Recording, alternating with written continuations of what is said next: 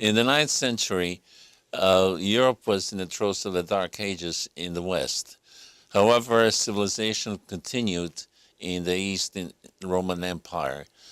Uh, there were constant attacks by Islamic forces, mostly Arabs, but even with occasional Christian or heretic allies, trying to conquer all the Christian lands in Europe and the Mediterranean regions.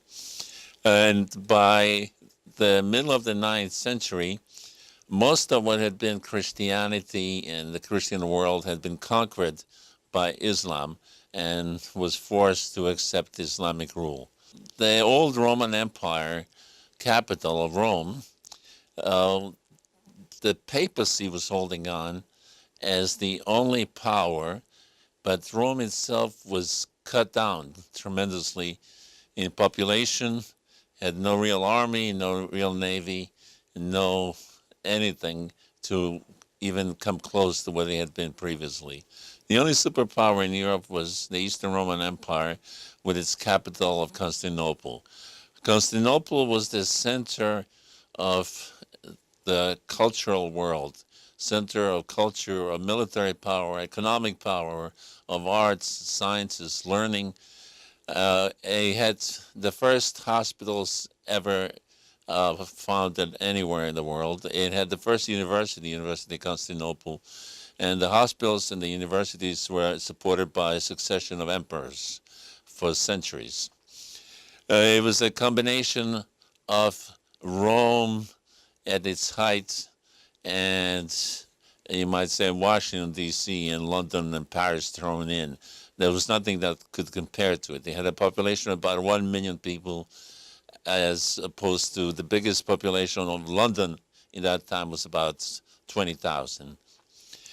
In this particular city, about 850 A.D., a young man called Basil came to seek his fortune.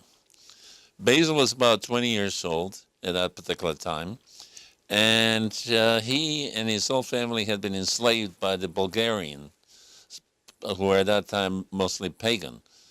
And he and the family barely escaped some years later and managed to free themselves. But he came to Constantinople without knowing anybody, with no money, no education, no background.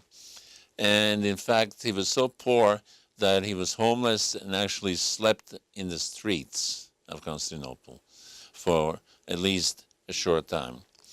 However, Basil had assets, and his main assets were a sharp mind and a charm that could actually entice both men and women to love him and care for him. And he used all his assets very, very well. Before long, he had the job as a groom working in the stable of one of the emperor's relatives. And according to some reports, he and the emperor's relative were engaged in an affair as well. Though it's not clear if this affair was Basil's choosing or not, or was he harassed into it in order to survive. Then he met a widow, Danielis, a very wealthy woman who actually had the highest connections. She was a relative of the Imperial family. And the widow Danielis semi-adopted him. So he became a relative of hers by a kind of an adoption. And she endowed him with a huge fortune as well, which opened the doors of society to Basil. And on top of that, he became very well known in Constantinople because he managed to defeat the Bulgarian wrestling champion and crush him in a match. And that made him a hero of the people of Constantinople. And the emperor was interested too. The emperor at that time was a teenager, and Michael III, who was known to be interested in good-looking young men. And he became attached to Basil initially, and even more so later when Basil actually tamed the horse of the emperor that nobody else could. So the emperor took Basil as his confidant, his friend, and according to some accounts, his lover as well.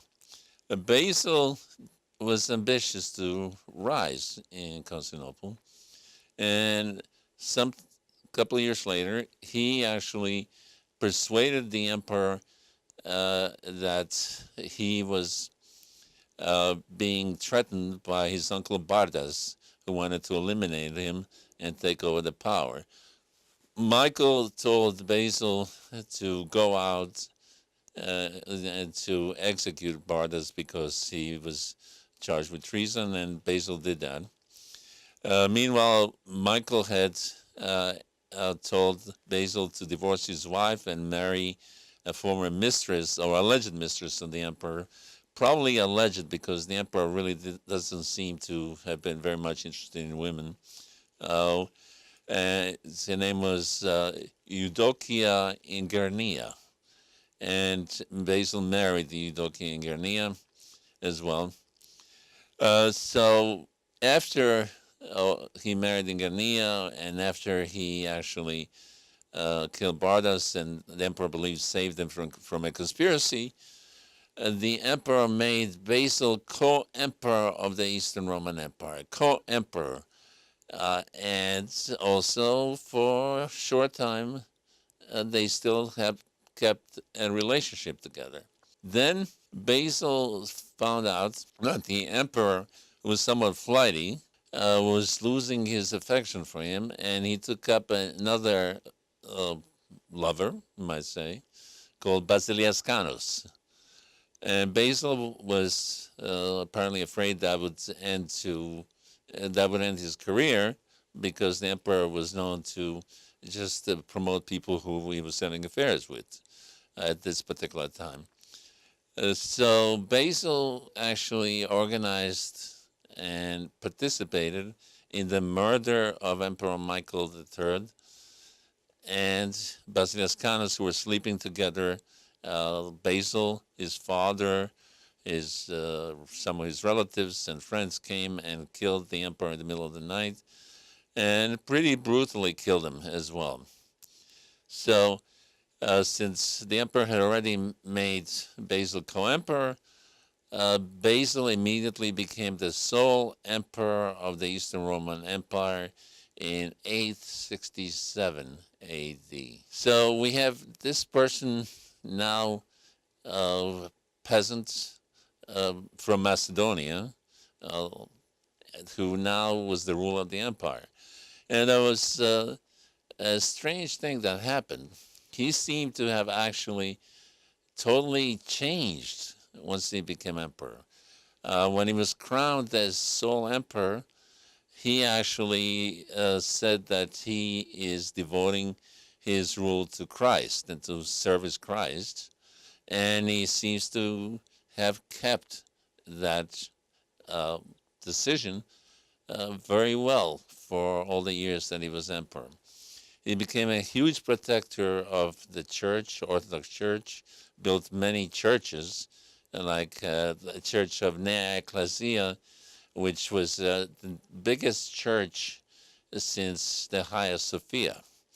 And that was a very popular church until after the Turkish conquest. The Turks used the church to store gunpowder, and the gunpowder exploded and destroyed the church and killed 5,000 to 6,000 people living in that area who happened to be there.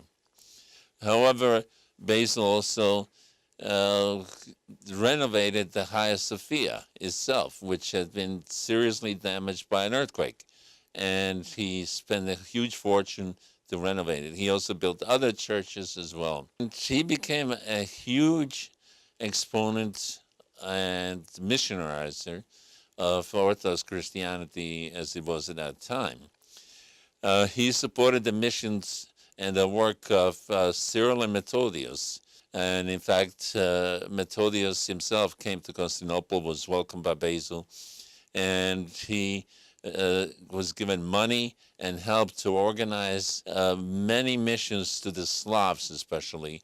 And the first missions to the Russians were actually established under Basil. And even though officially the Russians consider themselves to be dating the conversion to the 100 years later, about 100 years later, the basis of the conversion of many of the Slavs was due to two of Basil's policies, which he supported energetically. One was the development of the Cyrillic alphabet, in which it was possible to record many sounds of the Slavic language, which were not easily actually put down in the old Roman or Greek alphabet. So, for example, there's the ch sound, which is very common in Slavic languages. You don't really have any equivalent for the ch sound in Greek or Roman. So a special letter was created for that. Also, the sh sound, which is common in Slavic languages, is not to be found in Greek or Latin alphabets. So they took the sh sound from Hebrew. So in Russian, sh is pronounced based on the same sound that the Hebrews have in writing, and the letter sh is the same as the sound sh in the Hebrew alphabet. Also, Basil was very supportive of local autonomy for Orthodox churches. He supported national Orthodox churches organized on a national basis, as opposed to the papacy, which was at this time more trying to organize more and more control over the Catholic Church. That the Catholic Church should be totally controlled from Rome by the Pope, and the only language to be used should be Latin.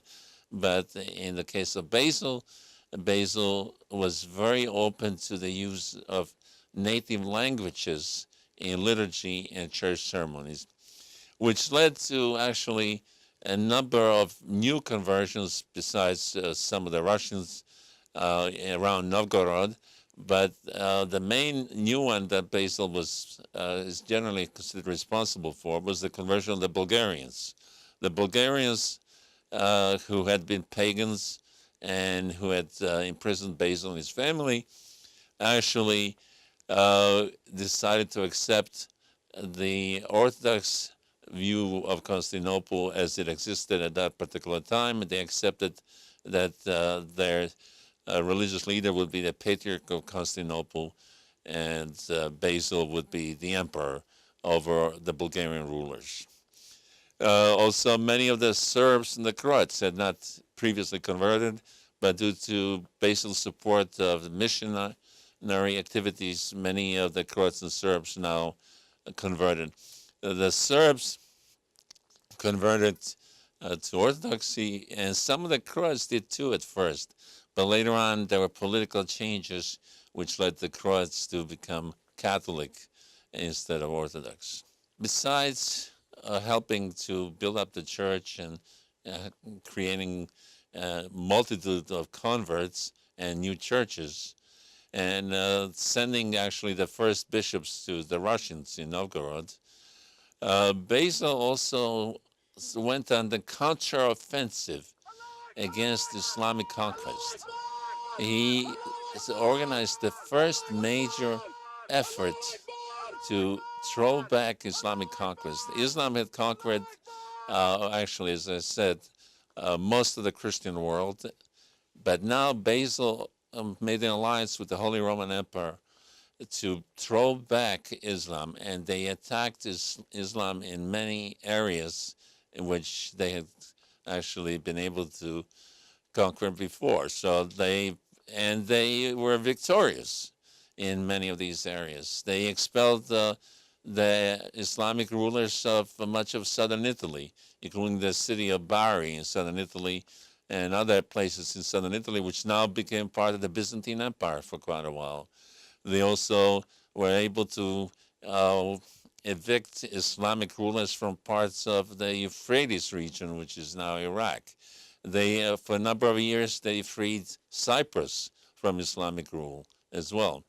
And many other areas, there was a rollback of Islam that was unprecedented up to that time. Up to that time, Islam was usually winning, and there was no significant rollback of anything yet. The Spain was still at this time almost completely conquered by the Muslims, but Basil's strategy led to a withdrawal of many Islamic power bases. On top of that, he organized the Byzantine fleet. And the Byzantine fleet was huge for that time, well over 100 major ships of war. And he set the fleet to patrol the Mediterranean to stop Islamic Arabic raiding on Europe because the Arabs prized European white slaves above all. They really didn't put too much value on black slaves. They wanted white slaves, especially for harems and even for as soldiers and so on, slave soldiers. They preferred whites, and so they were constantly raiding Europe for slaves all the way up to Iceland and Sweden, England, France, Italy, Russia. And this navy that Basil organized, huge navy, destroyed much of the Arabic fleet, which was roaming the Mediterranean, and defeated the attempt to conquer other areas. Especially, there was a huge Arab attack on what was the coast of the former Yugoslavia. And the city of Dubrovnik in Yugoslavia was besieged by a big Arab naval force, and they requested help from Basil. Basil sent it there and forced the Arabs to flee and saved the entire Dalmatian region from Arabic conquest. The Arabs were never able to conquer it, neither were the Turks later. Dubrovnik, as it's now called, was called Ragusa. It was an independent city-state of Ragusa. After Basil saved them from Arab conquest, they decided to accept the supremacy of the Eastern Roman Empire and accept Basil as the emperor having authority over Dubrovnik, as did the Croats and the Serbs, and many others accepted that Basil was now supreme in that area. Basil was instrumental in stopping an invasion, Arabic, Turkish invasion of the Eastern Roman Empire through what is Anatolia. Anatolia, at that time, much of Anatolia, which is now Turkey, at that time was controlled by a heretic sect called Paulicians.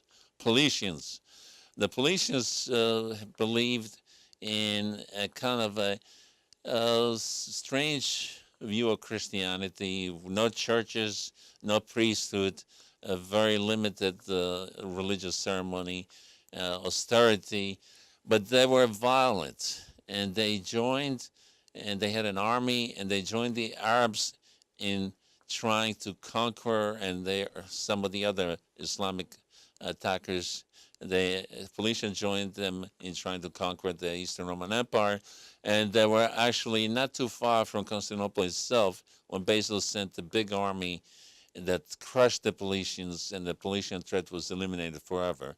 And the entire region of Anatolia became solidly part of the Eastern Roman Empire for centuries to come. So we have the military front, he succeeded, but also Basil was a very, very successful administrator, incredibly successful. He wanted to base his rule on the history of the reign of Emperor Justinian.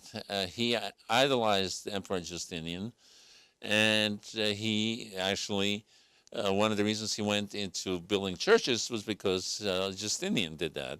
And he wanted to build a church which rivaled the Hagia Sophia, which he did until it blew up by accidents many hundreds of years later. But Justinian was also known as a lawgiver. And the law of Justinian became the basis of much of the Eastern Roman Empire law. But at the time of Basil, which is some 3 centuries after Justinian, the law of Justinian was outdated in many respects. And there were new laws had been developed, and the record was not clear. What was the law? They had to be, the law had to be rewritten, condensed, edited, and made applicable to the times. So Basil started a huge project called the Basilica to rewrite, modernize, and establish a new, more effective practical law for the Eastern Roman Empire. Some of it, that work was completed in his time, but the rest of it was completed by his son, Leo the Wise. And that law, the Basilica, condensation and renovation, you might say, of Roman law that Basil established was highly influential all over Europe and had a serious effect on European law, Western European law, and other law. For example, when Greece became independent after the Greek Revolution, the first law that was used to rule Greece was the Basilica. The Basilica was brought out from where it was stored, and it was actually used as a functioning law of modern Greece until Greece could develop its own new law in the 19th century. Basil was also very successful in reviving the economy of the Eastern Roman Empire. His predecessor, Michael III, had wasted a lot of the resources of the empire in high living, in giving huge gifts to his favorites, his lovers, his friends, and so on. And the people were having a very hard time. Basil actually ended all that wasteful spending of Michael III, and he started many public works projects, building churches, rebuilding aqueducts, public buildings, and so on, which gave many people jobs and spread the wealth. Also, he kept down taxes. He kept down taxes on the poor people, and the poor people were very appreciative of the fact that he kept down taxes. And under him, the Byzantine currency became the main currency in the entire Mediterranean world. It was solid gold, solidus, it was often called, and it was like the dollar today, the currency of international trade. And prosperity was returning to the Eastern Roman Empire very, very significantly. Basil died in 886 as a result of a hunting accident. He was succeeded by his son, Leo the Wise, and his son was considered one of the wisest men ever to rule the Eastern Roman Empire or the Roman Empire at all.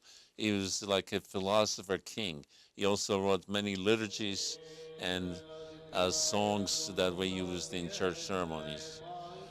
He was also succeeded by his son Alexander, who was an amazing person as well.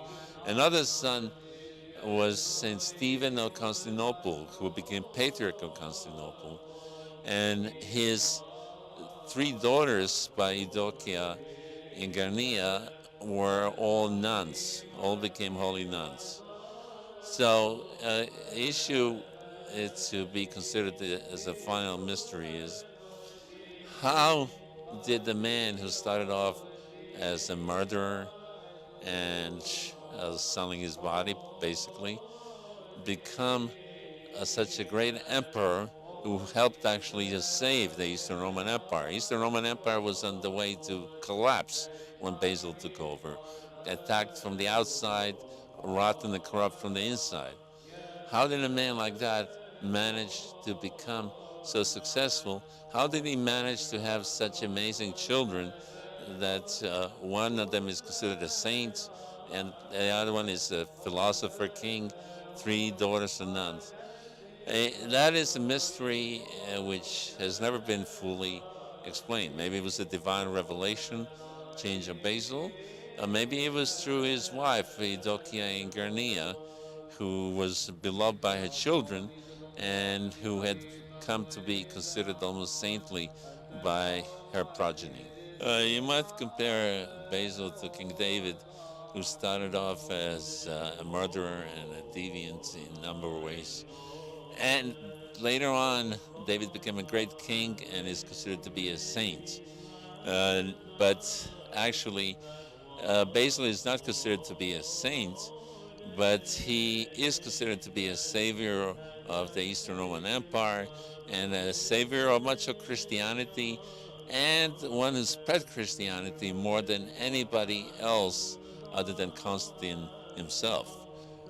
He receives a lot of honor for his progeny as well, which led to the Macedonian dynasty. His progeny was the Macedonian dynasty, which is considered by everybody as being the greatest dynasty of the history of the Eastern Roman Empire. It lasted almost 2 centuries, and that was considered by all historians as being the height of the power and the glory of the Eastern Roman Empire and the Orthodox Church under it as well.